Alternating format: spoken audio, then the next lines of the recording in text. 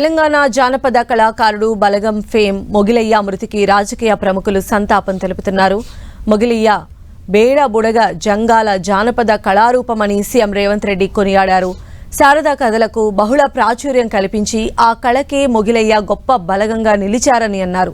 మొగిలయ్య మరణం సంగీత సాహిత్య రంగానికి తీరని లోటన్న సీఎం మొగిలయ్య ప్రదర్శనలు వెలకట్టలేనివని గుర్తు చేసుకున్నారు. బలగం సినిమా చివర్లో వచ్చే మొగిలయ్య పాట ప్రజల హృదయాల్లో చిరస్థాయిగా నిలిచిపోతుందన్నారు. ఈ కష్ట సమయంలో మొగిలయ్య కుటుంబానికి ప్రగాఢ సానుభూతి తెలిపారు సీఎం రేవంత్. తన గాత్రంతో కళకు ప్రాణం పోసి బుర్రకథలతో ప్రజలను మెప్పించిన గాయకుడు మొగిలయ్య అని మంత్రి జూపల్లి అన్నారు. మొగిలయ్య మృతి పట్ల మంత్రి సంతాపం వ్యక్తం చేశారు. కుటుంబ సంబంధాలు అడుగంటిపోతున్న సమయంలో మొగిలయ్య తన గానంతో ప్రేమానురాగాన్ని తట్టి లేపారని అన్నారు.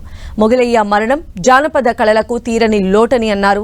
మొగిలయ్య కుటుంబానికి మనోధైర్యం కల్పించాలని దేవుణ్ణి కోరుకుంటున్నట్లు జూపల్లి తెలిపారు.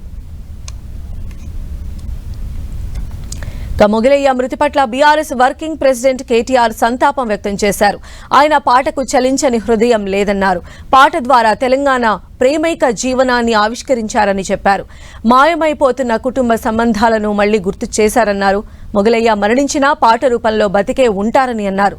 మొగిలయ్య వారి ఆత్మకు శాంతి చేకూరాలని, వారి కుటుంబ సభ్యులకు భగవంతుడు మనోధైర్యాన్ని ప్రసాదించాలని ఆకాంక్షించారు. కొంతకాలంగా కిడ్నీ సంబంధిత వ్యాధితో బాధపడుతోన్న మొగిలయ్య ఆరోగ్యం క్షీణించడంతో ఇటీవల వరంగల్ ఆసుపత్రిలో చేరారు. కిడ్నీ ఫెయిల్ అయిన మొగిలయ్య ఇటీవల తెల్లవారుజామున వరంగల్ హాస్పిటల్లో కన్నుమూశారు. బలగం మూవీతో తెలుగు ప్రేక్షకులకు దగ్గరైన మొగిలయ్య అందులో క్లైమాక్స్ లో భావోద్వేగ భరిత సాంగ్ ఆలపించి ప్రేక్షకుల హృదయాలను కదిలించారు. దీంతో ఆయన బలగం మొగిలయ్యగా గుర్తింపు పొందారు. బలగం సినిమాలో చనిపోయిన వ్యక్తిని గుర్తు చేసుకుంటూ మొగిలయ్య, కొమరమ్మ కలిసి పాడిన పాట ఆ సినిమాకే హైలైట్ గా నిలిచింది. ఈ పాట సమయంలో ప్రేక్షకులు కూడా భావోద్వేగానికి గురయ్యారు, కన్నీళ్లు కూడా పెట్టుకున్నారు. ఇప్పుడు ఆ పాట పాడిన మొగిలయ్య అనారోగ్యంతో మరణించడం పలువురిని కలిచివేసింది.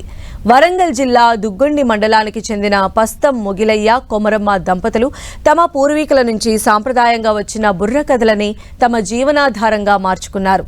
కరీంనగర్, గోదావరి ఖని, సిరిసిల్ల తదితర జిల్లాల్లో బుర్రకథలు చెబుతూ వచ్చిన కొద్దిపాటి ఆదాయంతోనే బతుకు పోరాటం సాగించారు. ఆయనకు ఒక కుమారుడు సుదర్శన్ ఉన్నారు. మొగిలయ్య టాలెంట్ను గుర్తించిన బలగం చిత్ర దర్శకుడు వేణు సినిమాలో ఛాన్స్ ఇచ్చారు.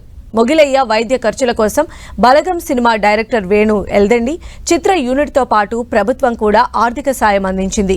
ఈ మధ్యే పొన్నం సత్తయ్య అవార్డు ఫంక్షన్లో మొగిలయ్య దంపతులకు ఇంటి స్థలంతో పాటు ఇంటి నిర్మాణం చేసి ఇస్తామని, వైద్య ఖర్చులు మొత్తం ప్రభుత్వమే భరిస్తుందని మంత్రి పొన్నం ప్రభాకర్ ప్రకటించారు.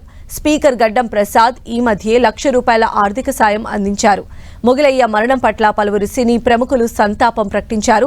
బలగం దర్శక నిర్మాతలు వేణు, దిల్ రాజు సంతాపం తెలిపారు.